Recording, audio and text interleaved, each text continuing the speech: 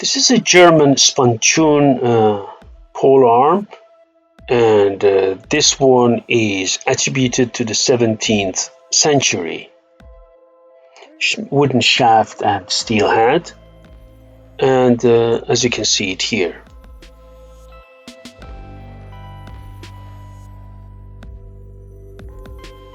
As far as spontoons are concerned, I need to mention that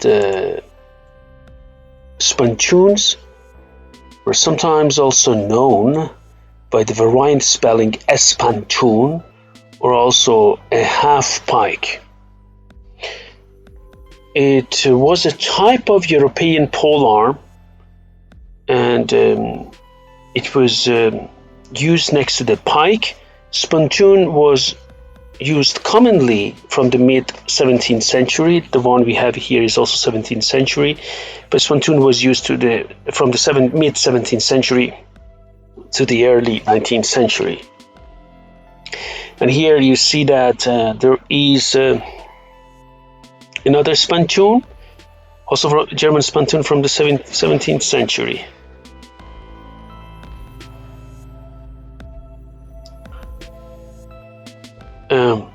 And unlike the pike, which was extremely long weapon,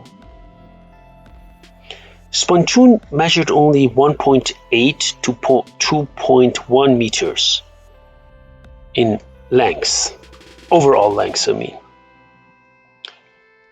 As you see, they have elaborate heads compared to a pike. The head of a spontoon often had a pair of blades, or lugs as it's called, on each side, giving the weapon the look of a trident somehow.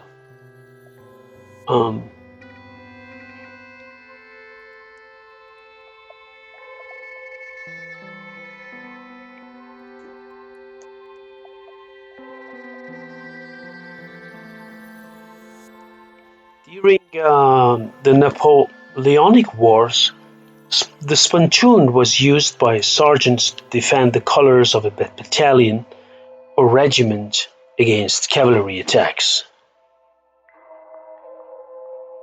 And spontoon, interestingly, was one of few pole arms that remained in use long enough to be even used into American history in the United States.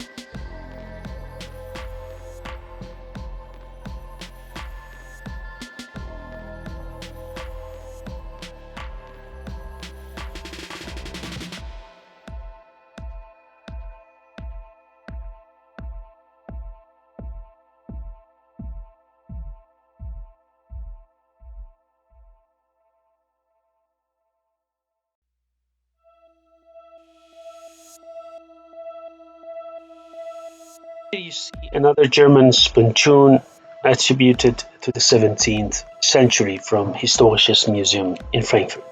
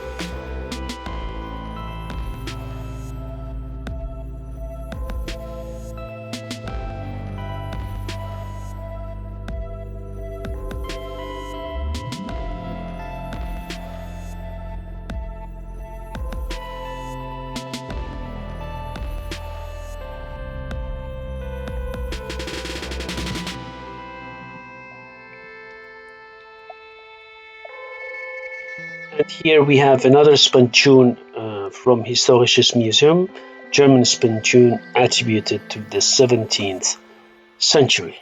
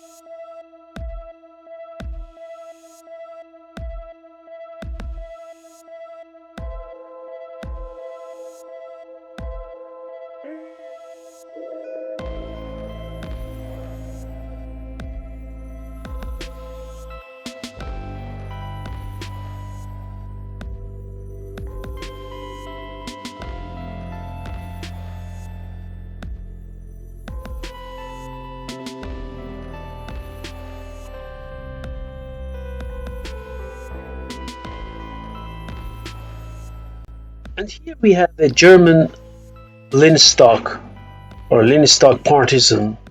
And as you can see it here, this type of polearm has a complex head, and this head comprises the following elements: a short triangular blade with convex sides, pierced along the center with two slits, a circular medallion, chiseled normally in relief, right?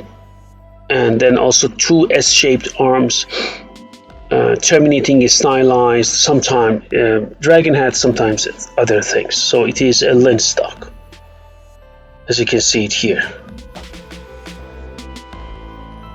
Linstock was a military weapon, and its two arms or prongs held the smoldering matches used for igniting cannon, while the short blade allowed it to be used as a weapon if required.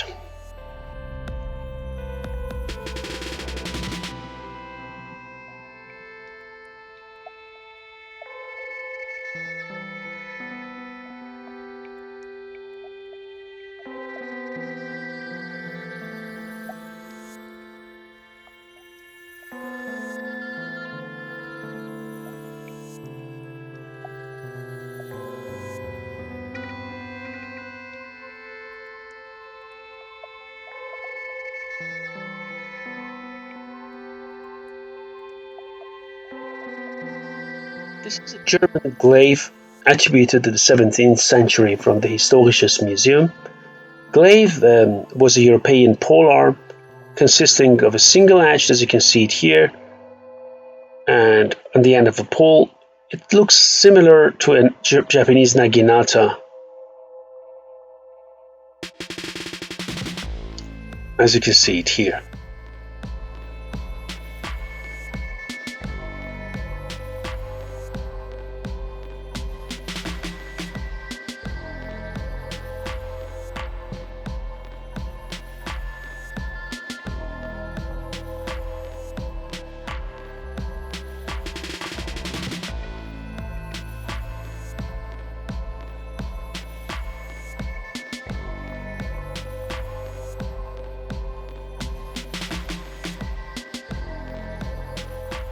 this is a German ransor or rancorn, which was a pole arm used in Europe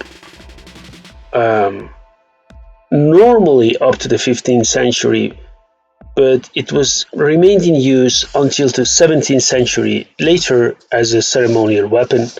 But this one is a 16th century. It has an excellent blade, as you can see it here. This was a military weapon here, as you can see it.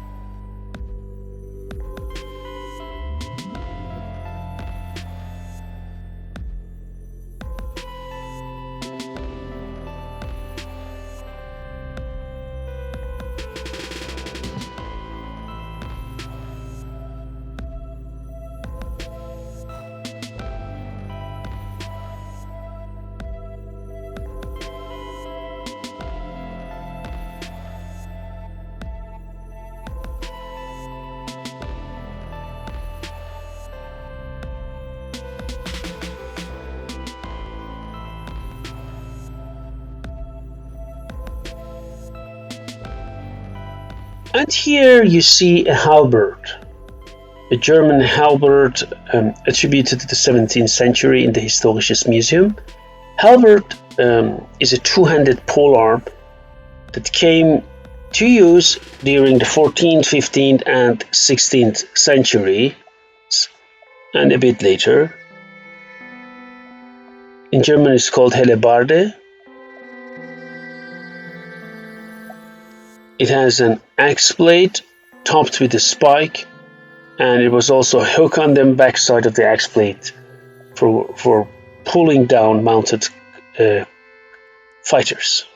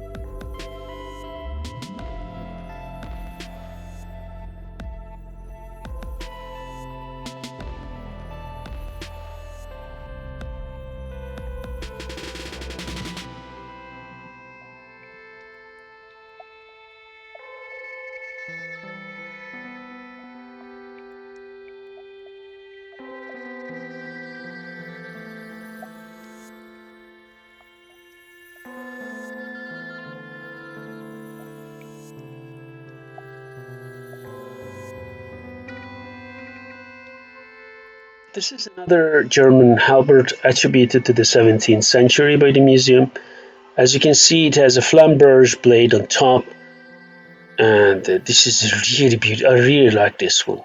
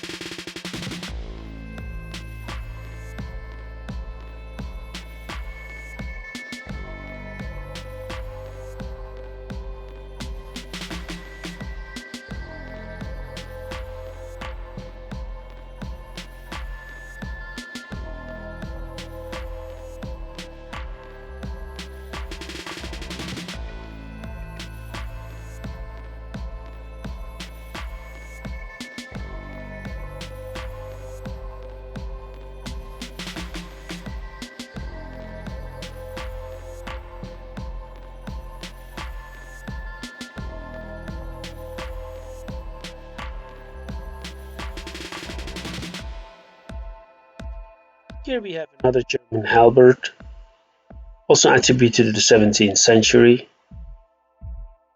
which is kept in the Historisches Museum in Frankfurt.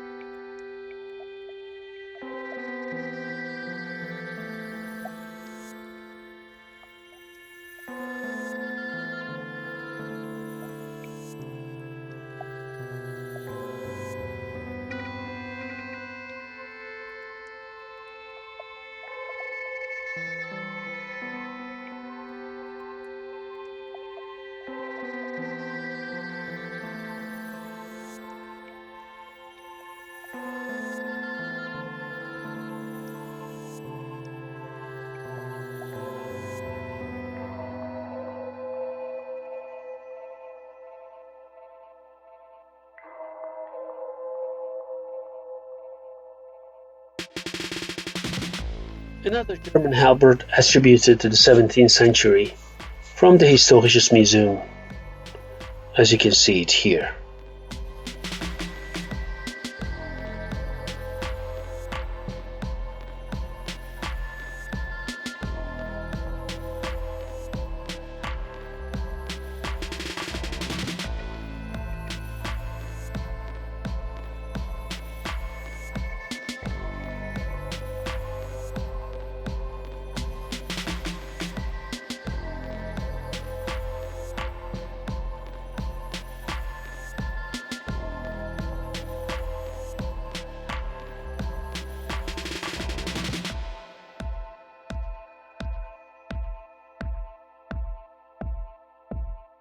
Another German halberd from the 17th century, as you can see it here.